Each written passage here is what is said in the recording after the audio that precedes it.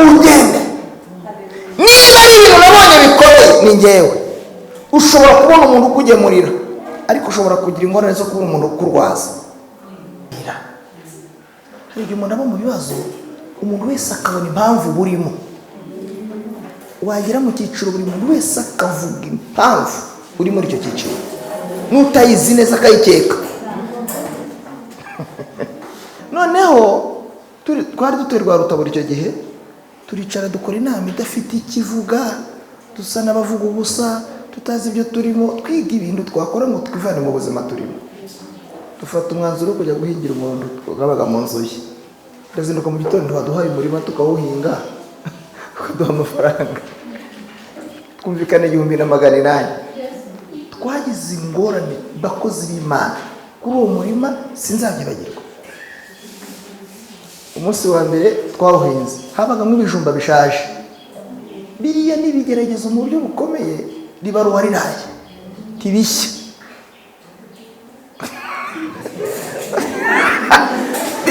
bigira amazi.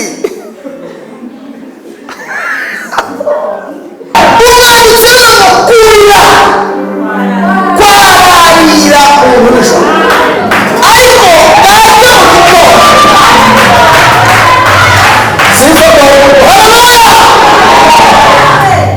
mureke maganize nishaka turarahana. Ubundi ariyaza kugira ngo uhora n'umwishyuza. Nigeze mu iteraniro rwa Rutabura, ndihuta ngeze mu rugo nsanga nyiriza aricaye. Ati ntabwo utegereje, nari ngiye kurambirwa none urizanye. Yesu we. Navuga mu rusengero njya he? Iyo mpaguma.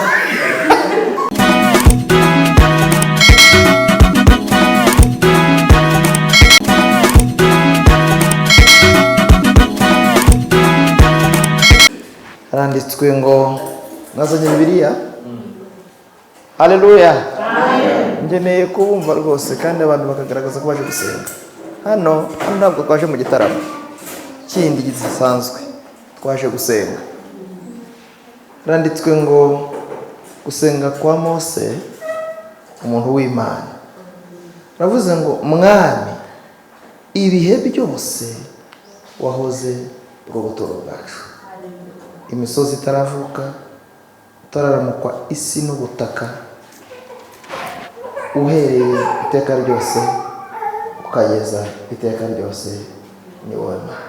Amen. Ubutumwa bwiza bwanditswe na Yohana, aho tuhongereho igice cya 5, turasoma umurongo wa 5 tugeze hepfo gatoya. Naho haranditswe ngo haba umuntu wari ufite indwara ayimaranye imyaka 38.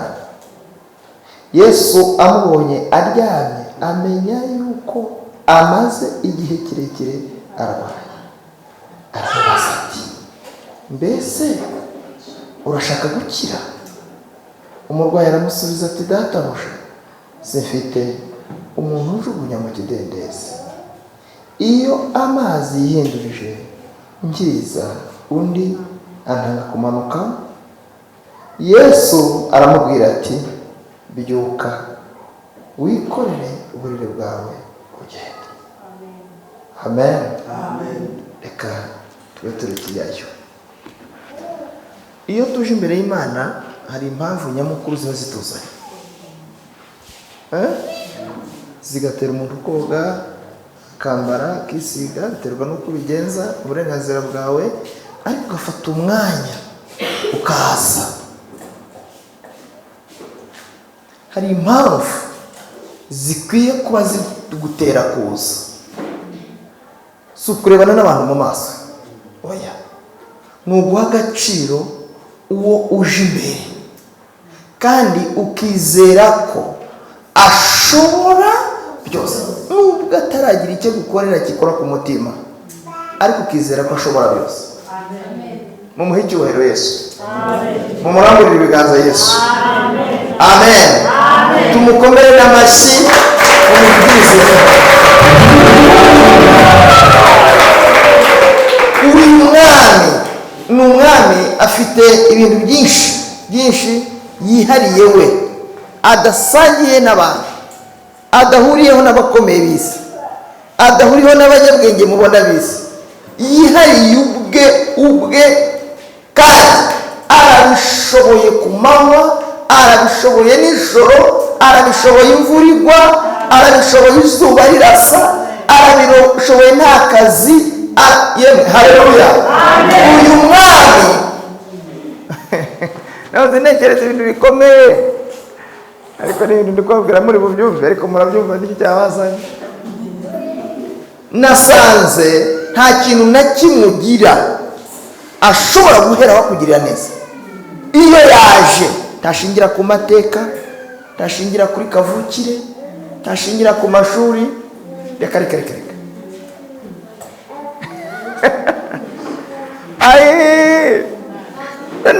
none se aho wavukiye niwe watumye uhavukira, arabishingira? Diplome ufite niwe wayiguha, yongera kubaza ngo ufite diplome, ariwe perimeni amaguru ugendesha niwe yaguhaye, abandi bagenda bicaye kandi twese twavutse kimwe. Ntacyo ugira ashingiraho gutabara.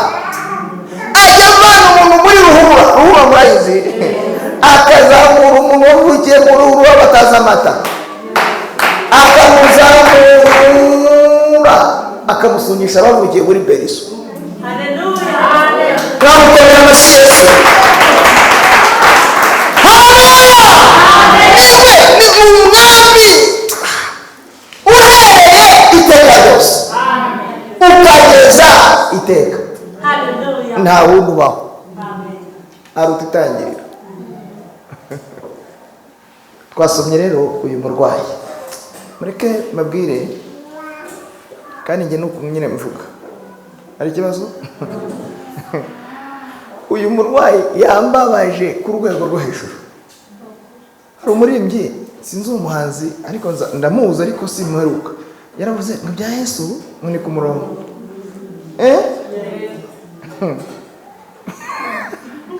Buriya mwe mubona ari ku murongo, nibyo sawa. Reka mwereke umuntu atari ku murongo. Umurwayi yahamaze imyaka 38. Abaje nyuma ninde wari gombye gukira bwa mbere? So uhageze mbere none ubwo birajyari ku murongo. Yahamaze 38, aranogonoka, araremba. Abaje ejo bagakira, abaje ejo bagakira, abaje ubundi bakamuhasiga. Cyetse niba ari umurongo uhereye inyuma. Niba ari gutya ntibyubahirijwe. Yesu niwe wishoye mabwiriza. Yari afite ibintu bibiri bigoye kuri we bituma acika intege. Icyambere n'amaso abona abakira wagasigara, maso akagera ku bantu bakira wagasigara. Icya kabiri cyari kimugoye ni amatwi yumva amashimwe y'ibyo bavuga. Hari igihe muri mu rusengero avuga ati njye nashimira Imana ati kuva nashyingirwa ati nta cyifuzo cy'umwana nigeze ngira, ati napfuye gushaka gusa muri uko kwezi mba ndasamye. Ati sinigeze mbigira ku mavi, reka ati izo ntambara nazo nagize. Ati ngiye kubyara ati napfuye kugera muri sale d'akoshomi aho babyarira, ati mbita mbyara nk'Abaheburayo. Ati mubere Imana icyubahiro. Kumbe yicaranye n'uwo bamaze kubagaka. Ikibaze subahwa, we ni umunyegiputa, we ni umufilisitiya. Kamwese mbarebe niko uriya babaze we ninde? We so Muheburayo. Ukaba wicaranye n'umuntu wasenze amavaho ibimenyetso asaba umwana. Iyo twayikavamo yamubyara agapfa amaze kugira nk'inshuro 8. We ni umufilisitiyakazi. None ati ngende bigoye, ati amasezerano yanjye atarihuta, ati mfa gusenga gusa bikijyana, ati bini nibindeba. Yicaranye n'umuntu maze nka 20 asenga. Wapi ibazi icyapfa n'Imana yarakibuze. arashakisha yihana asubiramo bakamubwira ati yari nibyo kwa sogokuru, ati nibyo ndabyihannye, ati yari n'ibya muyomba, ati n'ibyo abana atazi, ati ni igisekuru cy'iwanyu, ati ni inkomoko, ati ndabona ari umuzuramba, ati nawe ndawuciye, akaguma kwa konti. Yari afite ibibazo kandi urabifite wowe. Amaso n'amatwi, umuntu akirirwa mu rwagwa, icyo akoze cyose kikemera, ukirinda kugira ngo uzarye uhage, ikaba intambara. Kandi mwese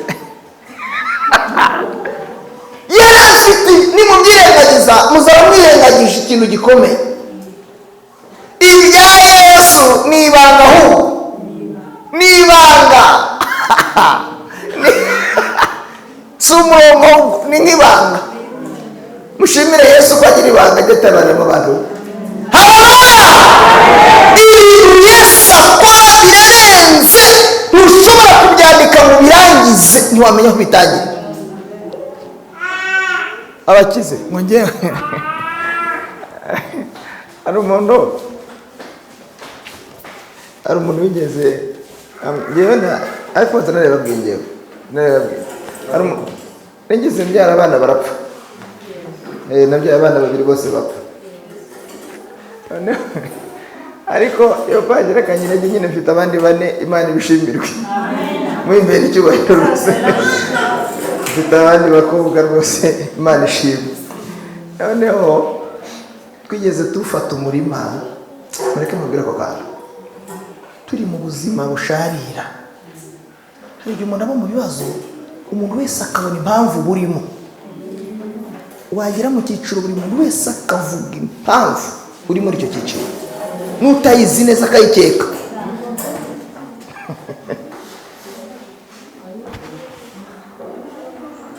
Kandi Yesu ubu yabatabara anyuze muri iri jambo. Yesu niko akora. Noneho twari dutuye rwa Rutabura icyo gihe, turicara dukora inama idafite ikivuga, dusa n'abavuga ubusa, tutazi ibyo turimo, twiga ibintu twakora ngo twivane mu buzima turimo. Dufata umwanzuro wo kujya guhingira umuntu wabaga mu nzu ye. Turazinduka mu gitondo, waduhaye umurima tukawuhinga, ukaduha amafaranga, twumvikana 1,800. Twagize ingorane bakozi b'Imana kuri uwo murima sinzabyibagirwa. Umunsi wa mbere twawuhinze, habagamo ibijumba bishaje, biriya n'ibigeragezo mu buryo bukomeye, ribaruwa riraye tibishya.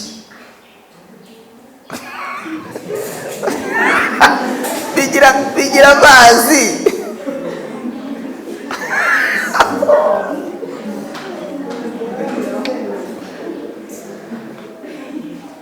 None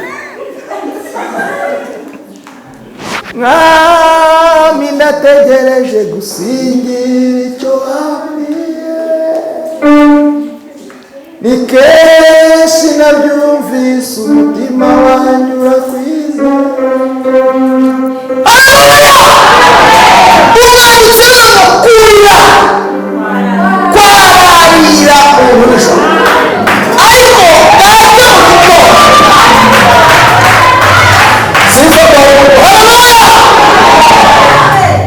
mureke maganize nishaka turarahana. Ubundi ariyaza kugira ngo uhora n'umwishyuza. Nigeze mu iteraniro rwa Rutabura, ndihuta ngeze mu rugo nsanga nyiriza aricaye, ati nagutegereje nari ngiye kurambirwa none urizanye. Yesu we, navuga mu rusengero njyahe iyo mpaguma. Muri abantu bagenda bahura n'amasitarago menshi cyane, kandi nakorera ngabona ufite ideni ho, ndabona muguma imbere y'Imana muhungu. Noneho wa murima rero ibijumba twavanyemo, nta makara tugira, nawe ni ugutashya gutoragura ibyatsi. Ntibyigeze bishya, byari bifite amazi. Ujya kukigira gutya ugasanga ahubwo wagira ngo ukivanye mu mugezi, bifite amazi. N'ubundi twaraburaye, barajya mu gitondo dusubira guhinga, ku munsi wa gatatu ngo turangize, iryo joro twari twakoze imibare idahura, turi kuvuga ngo nituyabona turayakoresha duti 1,800 ubunyobwa. Kandi buriya ntibazababeshye, umuntu ukennye wese n'iminsi umunyu murabuze ababizi. Mushobora no gupfa mupfuye gutongana mupfuye umunyu, ariko uyu munyu washize ryari munyu se barawurya barawunugubaze, ariko kubera ibigeragezo byo kumva ko badakwiye kubivuga mugashwana mupfuye umunyu.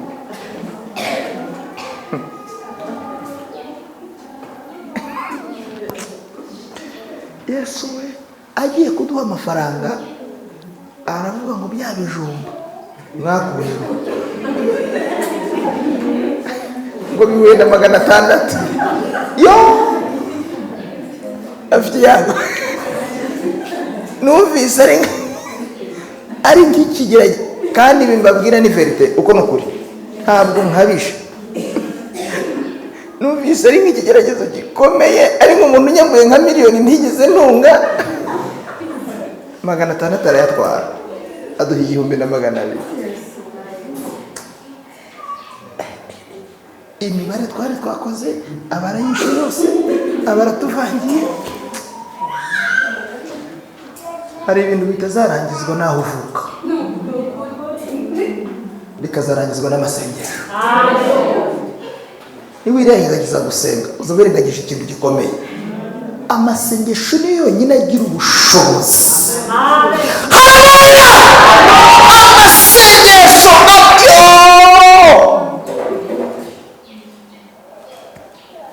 turasenga. Ndababwira ngo rero Imana yabonye ko aka kazi atari akacu, guhingira abaturage tubireke. Se turakora iki ko nubwo batuka se 600 ariko icyabiri bakiduhaye tukarya ihoya, n'ejo batazagira n'umuntu dukubitira mu murima we ibibazo bikaba byinshi, tuhareke. Uyu murwayi uyu muzajye mukomeza mumutetereza, yamaze 38 ari ku kidendezi cy'aho abandi bantu bari gukirira, bagataha. Ariko muzi kubura kuntu batahaga bavuga bati Imana ya hano ndayibonye, we yarayihaburiye. Ati Imana we tinagushimiye, ningo gusenga ngo yaya matwi yanjye apfa, aya maso akavamo, singomeze kubyumva, singomeze kubibona, ni gute naryama sihire kandi ari kwirembo ry'imbuwe, ni gute nagira kwirembo ry'imbuwe simpabonera ibisubizo nkahabonera ibibazo. Imbavu zirashya, hari igihe imbavu zishya kubera ubwinshi bw'ibigeragezo, ariko ntibivuze ko Imana yashaje, ntibivuze ko Imana yarwaye, ntibivuze ko Imana yagutaye, ntibivuze ko Imana yakwirenganije. No, ubwo ugihumeka, ubwo iyo ndwara itarakunamabora gupfe, uracyafite amahirwe yo gutabarwa n'Imana. Tera haleluya! Amahirwe aracyahari. Mwumve ibibazo uyu muntu yari afite, Yesu yaraje ntiyanamumenye. Njyewe nigeze nsenga nkajya mbwira Imana nti noneho Imana ivuga ntayo nkeneye, aho wavugiye Imana naho wavugiye urekeraho, ndinashaka Imana ikora live kabibona ibintu nkabibona, noneho nkagira ngo hari n'ibintu ni noneho ukore mbibone. Aho here mwese ko mujya musenga, iyo ibintu byagukomeranye n'ubwo Imana ivuga ntayo nkeneye, tidura abantu zibahere bambanura, noneho sinshaka kumpanurira, ndashaka Imana izigakora. Buryo washaririwe, rugiye kera ruhinyuza intwari, watinze mu ntambara zidashira, ucika intege utuma wiheba, umutima wawe uranamuka. Muzi kurya amano muri Bibiliya? Hari abantu batabizi. Iyo byamvangaga nararyambaga nijoro nkavuga nti Imana, kandi ubwo Bibiliya yose imeze nk'ikinyamakuru ndi gusoma ngashaka ijambo ryamfasha, wapi? noneho ngiye kureba umurongo wa 7 bari kuvugane nanjye kandi nkumirishe kagira gutya rimwe soma umurongo uvuga ngo nzabajyana i Babuloni. Niyangubitiye mu Rwanda ndayinaniye igiye kujyana i Babuloni noneho kandi ko ibyifuzo bya uhita wumva umurongo atari wawe kuba ati shitani iransuye birarangiye. Imana igira neza we, Imana igira neza. Yari afite ibibazo. Ese ibyo bibazo murabona twe ntabwo dufite ibyo yabazaga. Yesu yaraje, haleluya, amugeraho yaragagaye, aramubaza ngo urashaka guki. Ibaze mu by'ukuri uzi kugira ngo umuntu akubaza ngo ese urashonje muhe ibiryo kandi ushonje, ubundi njye nahita mubwira reka niko bigenda, we nabiguhe ubyanjye. Buriya Yesu yarabimubashije atabona ko arwaye. Nose yari yaje kurepeta, yari yaje gucuruza. Umuntu uryamye Yesu akaza ngo urashaka gukira. Murashaka gukira? Urashaka gukira iyo ndwara? Yesu yaramubashije ngo ese urashaka gukira? Umurwayi arambwira ati rekera iyo magambo yerekewe maze abafite ababo nibo bakirira. Urashaka gukira ati ariko urambaza iki? Iyo amazi yihindurije ngiza. Murumva inzara n'ibigeragezo byo gutinda mu kibazo byamuteye kutumva neza. Ubundi yari ubwira umuntu nguramuramo ngo ati yarambure niho yariye. Komera Imana amashyi ataho nayakomeye yaransubije kandi yaje mu rusengero. Mupfukame dusenge ati ndasenga niciye ntabyo mfukamamo. Mbese ukabona ibintu arimo akora arasa n'umugumuki, arasa n'ikihebe kubera gutindana ibibazo bitarangira. Vuga ati ubundi sinzava mu rusengero ariko nanjye nabyo urusengero nzubahiriza. Abantu bafite ibibazo byinshi. Uyu mugabo yari afite ibibazo. Ndaje reka mfundure ipfundo dusenge. Amen. Yari afite ibibazo bikomeye. Hari igihe umuntu asengera mu nzu agasohoka akajya hanze bikanga, agapfukama munsi y'inzu bikanga, akajya muri dushe bikanga, atari n'undi muntu wasengeye muri toilette nawe ugahagararamo bikanga, ukajya mu mazi bikaba ati ubwo byangiye aho nimfa nzapfe nitashingira kuri nasenze zarekera. Yararambiwe. Yesu ntabwo yigeze agacira amagambo arimo amusubiza kuko Yesu yarazi ikimuzanye. Amen. Aramubaza ngo urashaka kugira ngo bafite ababo ikidendezi gihindurije nyiza undi antanga kumanukamo. Ni nko kuba turambaza iki? Urambaza iki? Haleluya. Urambaza iki? Nicyo mbaza. Murumva munari Yesu akoresha imbaraga z'ijambo, aramubwira ngo ikorere uburiri bwawe. Haleluya. Icyama Yesu akaba avugiye muri iri jambo agategeka ngo ikorere uburiri bwawe utahe. Haleluya.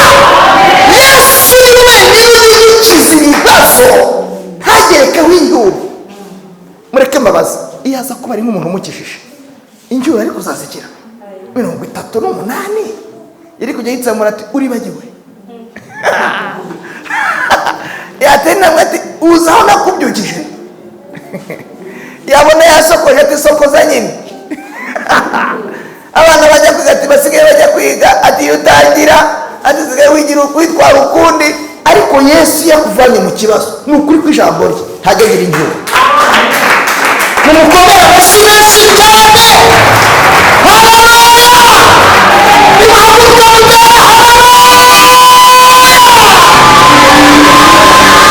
Yesu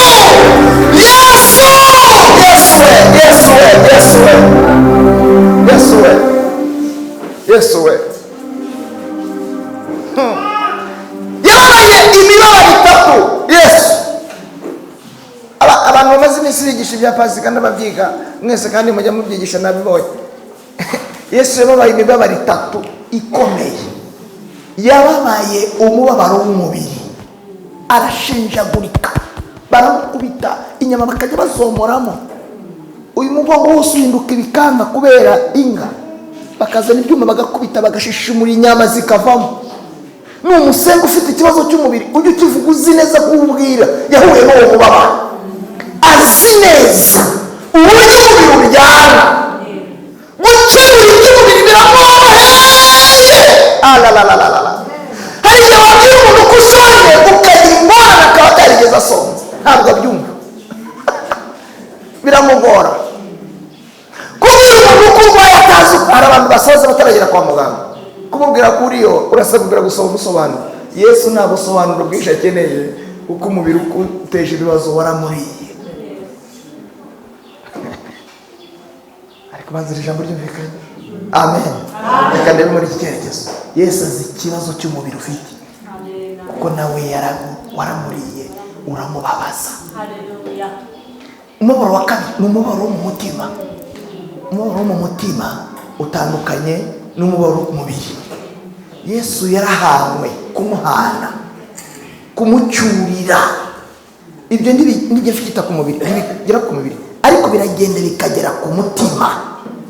Yesu azi umubabaro wo mu mutima, yarababaye mu mutima ahatagaragara. Niko Yesu yahanuye. Abavuga ngo icyamuzanye ni ukuvura abafite imvune, haleluya, zo mu mutima zitavanwaho n'ikindi. Ni Yesu. Yesu azi ububabare bwo mu mutima, azi uburyo umuntu aryama n'intimba, azi uburyo umuntu ayigendana, azi uburyo umuntu ayirarana, azi uburyo umuntu ayijyana muri dushe, azi uburyo umuntu ayambariraho, azi uburyo umuntu ayibyariraho, azi uburyo umuntu ayihekanaho umwana, azi uburyo umuntu ayambariraho amaherena, azi uburyo umuntu ayambariraho isaha, azi uburyo umuntu ayambariraho inkweto. Yesu azi imibabaro yo mu mutima abantu basubiye inyuma, ariko Yesu azi uburibwe bwo mu mutima. Haleluya.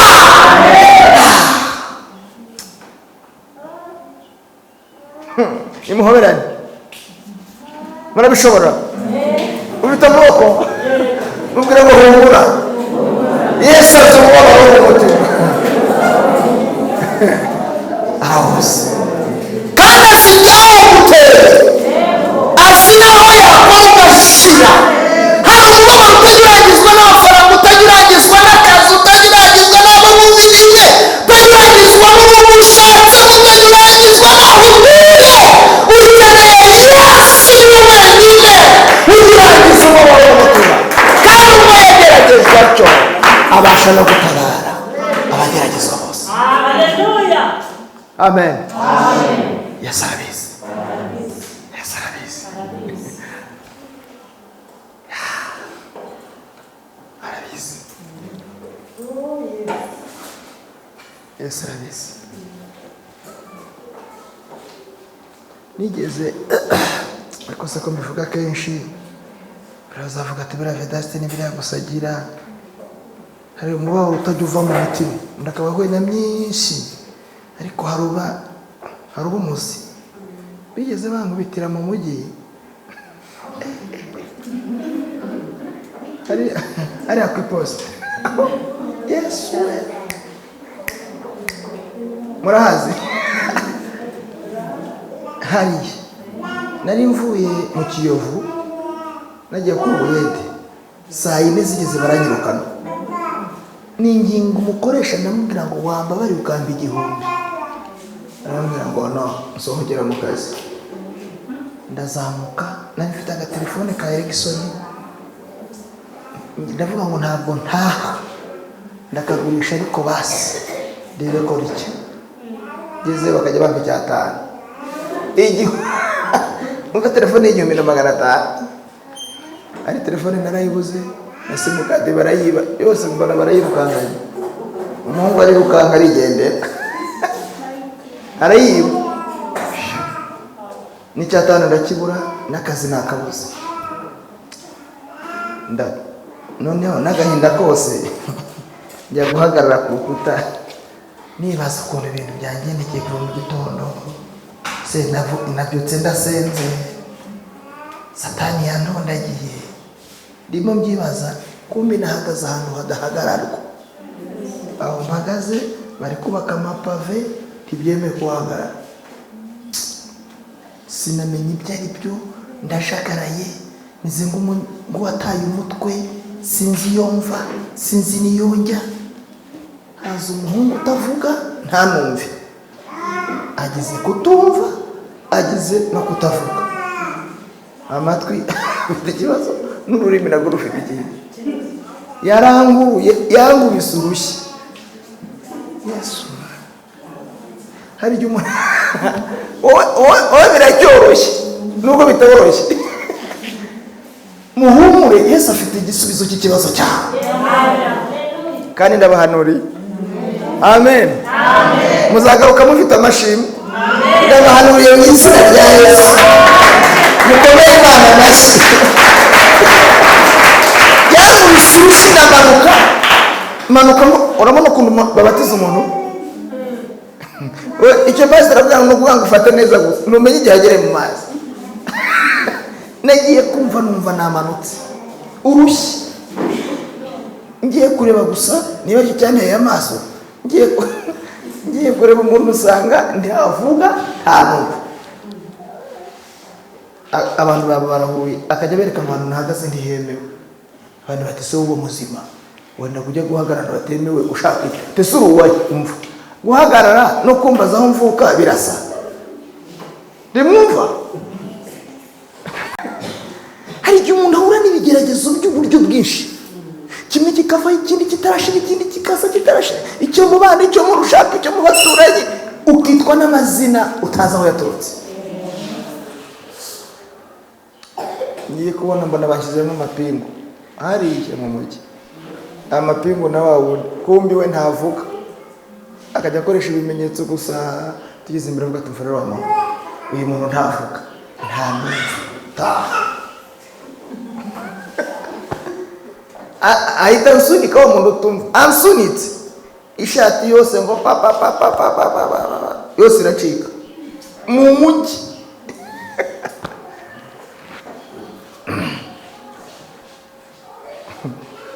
Ntamvura idahita, upfa kuba mwaje gusenga. Aravuze we naramwemeye, yaravuze ngo ntawe usenga kimwe. Iyo ndirimbo nayihaye umugisha. Ntawe usenga kina, ukandagira usenga ntajya aho nyora. Upfa kuba waje gusenga. Imana usenga igihe kimwe izakwibuka, kandi nikwibuka izabikora neza, nikwibuka izabikora vuba. Yesu aramubwira ngo ikorere uburiri utahe ugende. Niba ari ibintu nabonye bikomeye ni njyewe. Ushobora kubona umuntu ukugemurira, ariko ushobora kugira ingorane zo kubona umuntu ukurwaza. Ibintu bibiri bitandukanye. Kubona umuntu ingemu byakorohera, ariko kubona umuntu ukurwaza, bantu mwarwajwe bari abantu muzasubire mu bashimire.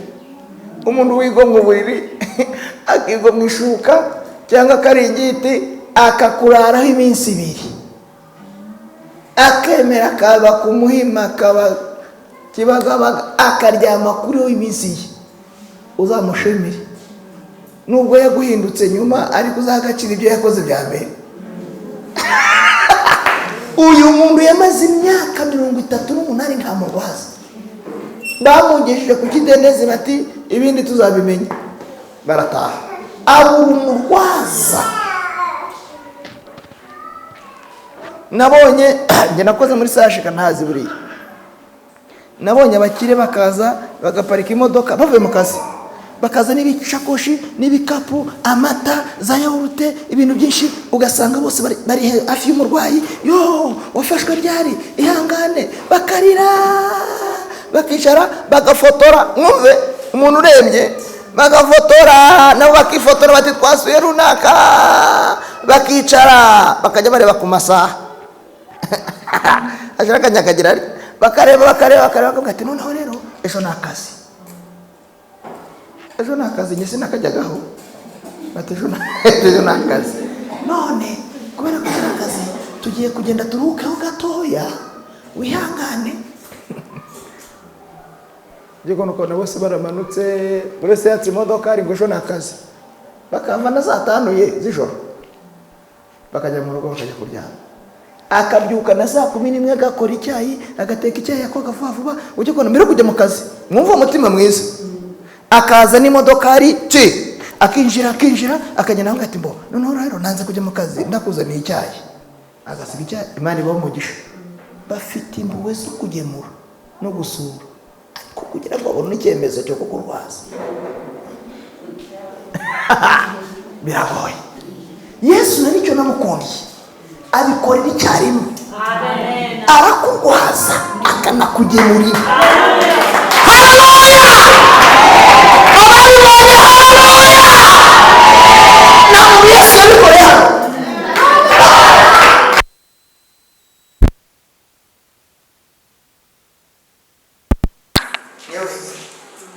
Arakurwaza arimo kukugemurira, akakurwarisha ijambo isi ikakubura, urupfu maze akarwigizayo, dayimoni zaza akazigizayo, abarozi baroga kandi ugukiza, bakavuga ngo muzabyara bati ninjye ukwirwarije.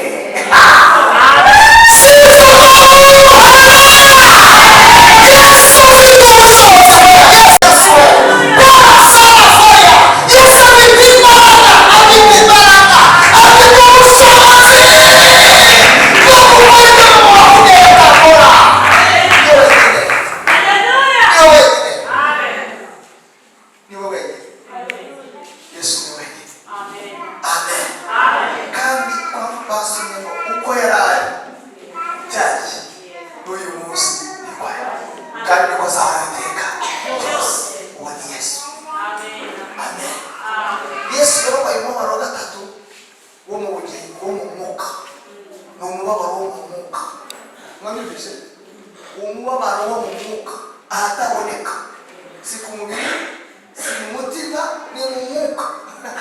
Yabaye umubabaro wo mu mwuka, yahindutse icyaha atarigeze akora icyaha. Imana se imutera umugongo.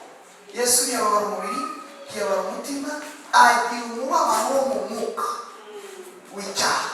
Icyaha kigira ingaruka mu mwuka. Ibireka bireke. Ariko amen. Kugira ngo usoze, ndashaka kubabaza ibibazo nka bibiri.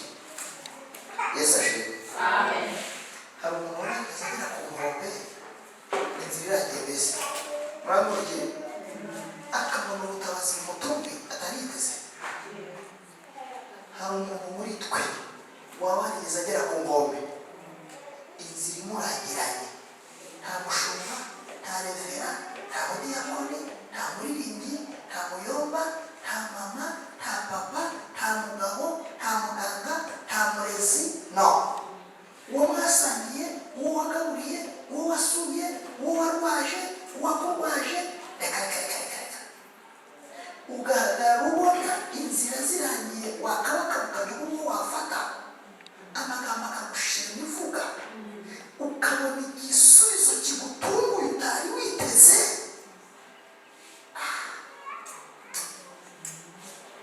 Ukabona isoni zari zigiye kugukora, Imana ikakugoboka, wari ugiye gushungerwa n'abaturanyi, Imana ikakugoboka mu gitondo, ikakugoboka saa 7.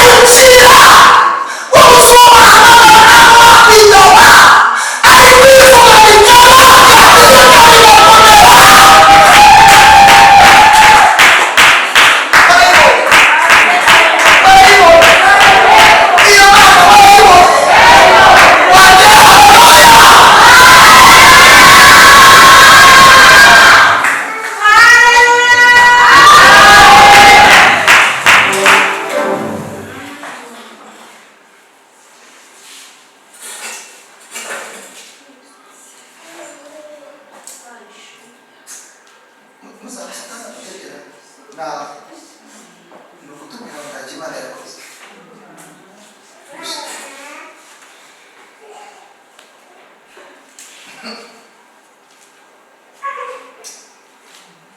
Ubundi haleluya, amen, asifiwe Yesu, amen. Ari kubasha kubona Imana.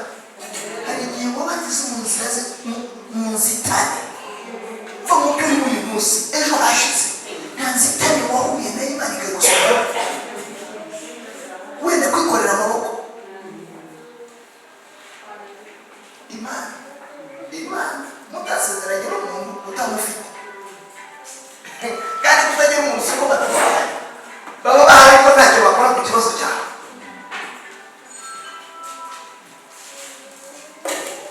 Umugabo umufite ariko ntacyo yakora ku kibazo cyawe, ibyo bizinesi. Umugore mu bana ntacyo yabikora, ndagukunda turabana warabyaranye ariko aho bigeze ndabona ntacyo bigukora, ntabwo aba hari buryo. Diplome ntacyo utahite kuza ku rupfu, sinabona umuntu washyiriye urupfu diplome ngo n'abantu ntacyo koje sinabona. Kandi igihe baguhisha urupfu bagukora mu Rwanda bagugeze mu bindi kuzazana umurongo bikagorana ukawusanganya. Imana hari aho warigeze uyibona ijoro ku manywa saa sita nimugoroba, hari aho warigeze uyibona. Yesu akagutabara akagukura mu menyo ya rubamba akagusubiza isi yayikwatse akaguha agaciro isi yakakunyaze akakuremera imitwe isi.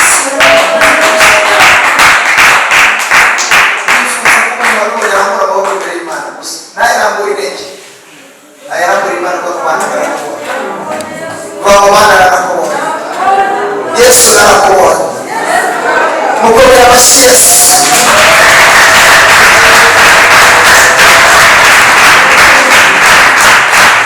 Haleluya. Uyu murwayi yaboneka babwira Yesu ntabwo ikata uribwira ko yatinze ariko iyo yamusubiza akwirinda gupfa. Amen. Iyo ntabikora nta gupfa, urakomeza ukagenda yego nyine ukagenda nabi ariko ukagenda ugashaka kurwara ukagenda ukaba muri gendo ariko ukaryama ukabura ibyo urya ariko ntubaze bwacye. Haleluya. Amen. Imana imugisha mu izina rya Yesu. Arategetse kandi isubira mu Rwanda iritegeka ni wowe n'iki. Aravuze ngo iminsi umaze kuri icyo kidendezi ubona arakira we n'iki. Aravuze ngo ikore uburiri bwawe utaha.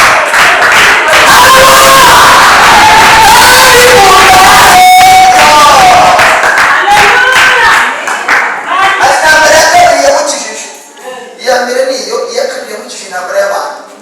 Bageze imbere bahura n'abantu bati wa mugabo si wowe ati ni ngewe ko wikoreye buri gusaba ati none uyu ntibyemewe bajya byo kuryama muzabyuka rero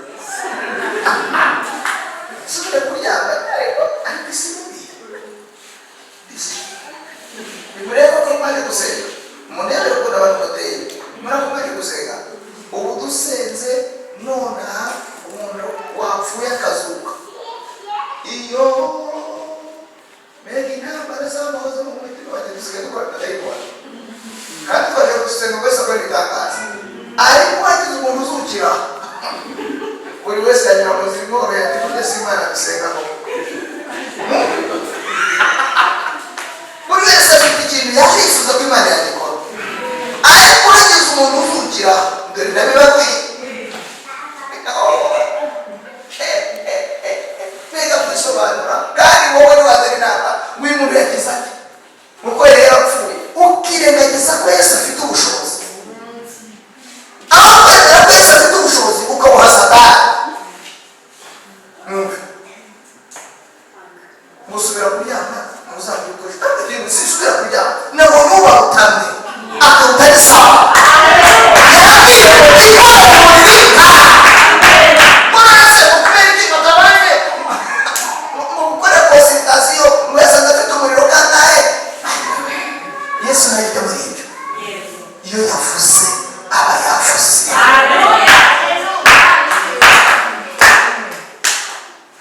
murize amen bakuru mu tizere ibintu bitatu bivuje nizere kandi ndabizi arabisoma umuntu utizera icyambe afite umwuka wo kwigomeka n'ikigomeke umuntu utizera Imana wizera Yesu ko ashobora byose afite umwuka wo kwigomeka icya kabiri afite umwuka wo gutanga umugayo n'inkunda mugayo ngo ntacyo bintwaye ntacyo bigutwaye ngo ntacyo bintwaye icya gatatu afite umwuka wo kugaya Imana ngo ntabwo atekereza ko hari ikintu Imana yakoze azarinda kwera tumushyingura ibisoro cyangwa ahandi horoshye atarigera yatura ko hari ikintu afite Yesu yakoze aya makuru ntayabona inzara ntazibona kuba yunama kunamuka ntabibona kuba yijyana muri dushe ntabibona kuba areba ntabyabona kuba afite aya matwi ntabwo abyemera azi ko nta kintu Imana yakoze icyakora niwo mukuru muri sosiyete ariko afite umutima wo kugaya Imana ariko umuntu wizera yizera ko Imana ishobora akabyatura akabihamya ubuzima bwarimuka iyo kandi dusanze ubuzima bwahinduka abantu badushyira mu binyamakuru bati n'uwo twadutswe n'umuntu w'inzara kandi Yesu yahanuye imvura itarigeze ibaho n'uwayumva Imana iramukiza amen abyemeye Imana iramukiza nimwaje gushaka Imana nimugire mwese kugirira neza muzaze mwese mukize indwara muzaze mwese mwemere amateka mashya haleluya wifuza mwese gusetsa twaba tumubwira ati tuvuga Yesu we gira ibintu ukora bimenyekane ko ari wowe Mana akwiye kuba yigaragara n'umuntu uri hano mu ntara akwiye kuba yigaragara n'umuntu usenga n'udasenga akwiye kuba yigaragara n'umuntu wubaha Imana n'udayubaha akwiye kuba yigaragara n'umuntu wigiriza ubusa n'uburabura amen mugere itandukanye ngiye kubasengera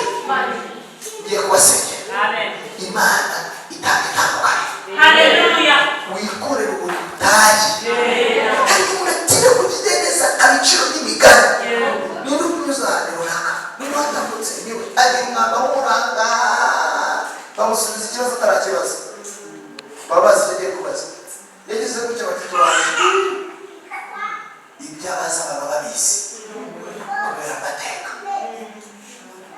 njye ndabizi rero abayobozi bari babizi cyane ariko njye ndabizi nzi n'umuntu ugiye guhaha yikopesha ukuntu aba ameze iyo ageze kuri botike ndabona nk'abantu yagenderewe abiyobora bari bakomeza yihozereza kugira ngo bari kumva arandi ntarangiye afite yabona bamaze gushiramo akajya mu nyandiki nongera kuhanegera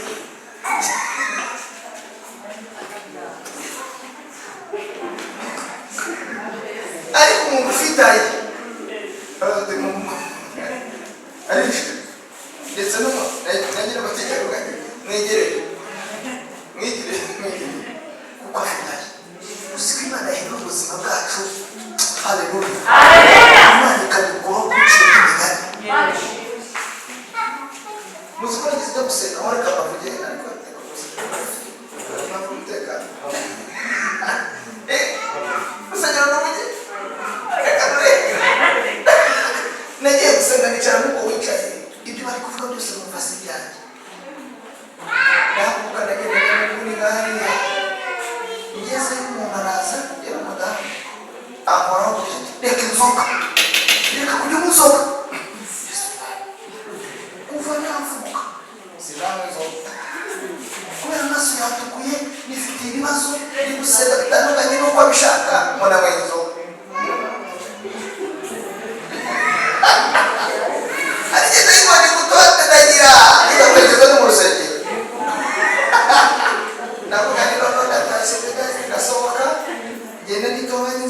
bose mana wabatije barangaye wagiye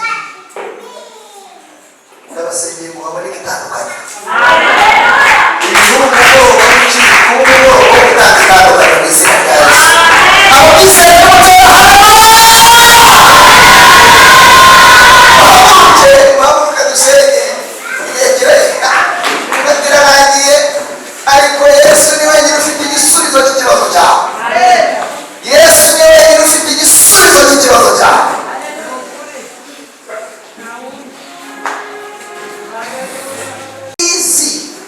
iyo wavuze gukena nta muntu ubivuga ati ni umuntu ugura icyo yahoranye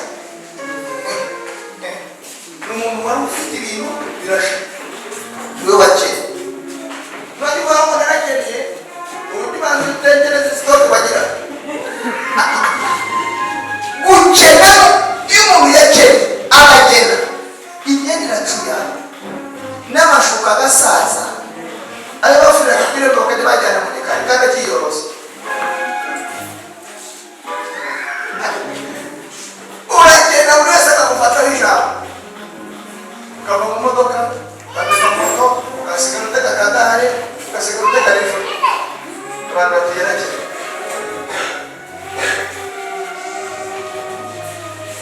tugiye gusenga amen kandi mbabwira amagambo akomeye ariko meza ndabahanuriye ndababwirije ndanabigishije buri haleluya aya maso ari aho babona abandi bantu ari Yesu akora icyo yanezeza ntiyongere kubona abantu abona Yesu